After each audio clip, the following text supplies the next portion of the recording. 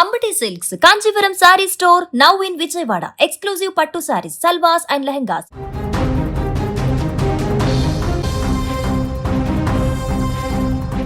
America అధ్యక్షుడికి గండం తప్పడం లేదా? అగ్రరాజ్యాధినేతను అంతమొందించేందుకు మళ్లీ స్కెచ్ వేశారా? అవుననే అంటున్నాయి తాజా పరిణామాలు. ఫ్లోరిడాలోని డొనాల్డ్ ట్రంప్ అత్యంత విలాసవంతమైనటువంటి నివాసం మార్-ఏ-లాగో రణరంగంగా మారింది. ఒక యువకుడు నేరుగా ట్రంప్ కోటలోకి చొరబడేటువంటి ప్రయత్నం చేయడం ప్రపంచవ్యాప్తంగా ఇప్పుడు సంచలనం సృష్టిస్తోంది.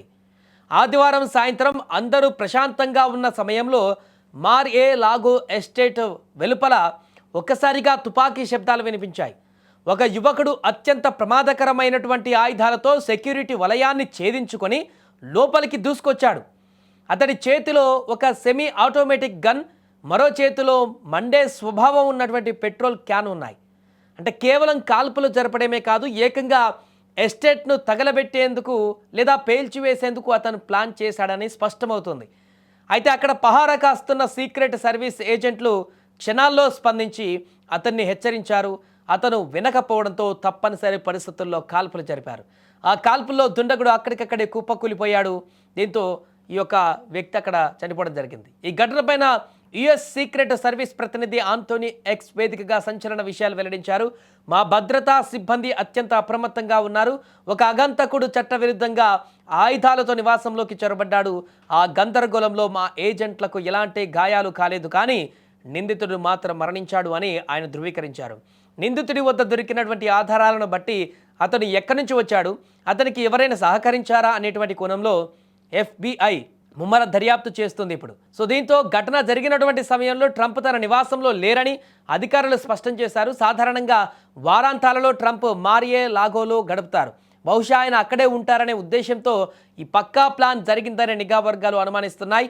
ఒకవేళ ట్రంప్ కనుక అక్కడ ఉంటే పరిస్థితి ఎంత దారుణంగా ఉండేదో ఊహించుకుంటేనే ఒళ్ళు గగ్గుర్లు పడుస్తుంది. ప్రస్తుతం ఆయన అత్యంత కట్టుదిట్టమైన భద్రతా మధ్య సురక్షిత ప్రాంతంలో ఉన్నట్లుగా తెలుస్తోంది.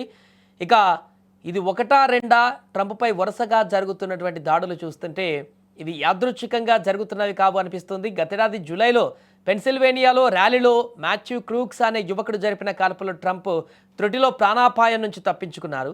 ఆ తూట ఆయన చెవిని తాకుతూ వెళ్ళింది. ఆ తర్వాత సెప్టెంబర్లో గోల్ఫ్ కోర్సులో రయాన్ రూత్ అనే వ్యక్తి స్నిప్పర్ గన్తో వేచి ఉండడం కలకలం రేపింది. అతనిని మొన్ననే కోర్టు యావజ్జీవ శిక్ష విధించింది. ఇప్పుడు ఫిబ్రవరి 2026 ఫిబ్రవరి మళ్ళీ అదే రిపీట్ అవ్వడం, అది కూడా పెట్రోల్ క్యాన్ లాంటి బాంబులతో రావడం చూస్తుంటే ట్రంప్ను అంతమొందించేందుకు బలమైనటువంటి శక్తులు వెనక ఉన్నాయా అన్నటువంటి అనుమానాలు ఇప్పుడు బలపడుతున్నాయి. అసలు ప్రపంచంలోనే అత్యంత శక్తివంతమైన వ్యక్తిగా పరిగణించబడే అమెరికా అధ్యక్షుడి నివాసంలోకి ఒక సామాన్య యువకుడు గన్ పట్టుకొని ఎలా రాగలిగాడు? ఇది భద్రతా వైఫల్యమా లేక కావాలనే జరుగుతున్న లోపమా?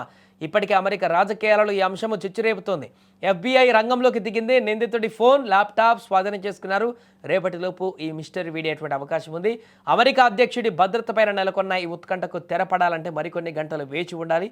ఇది ఇప్పటి వరకు ఉన్నటువంటి సమాచారం. ఏదేమైనా వరుసగా జరుగుతున్నటువంటి ఘటనలు అయితే అమెరికా అధ్యక్షుడి భద్రత పైన సందేహాలు కలగజేస్తున్నాయి.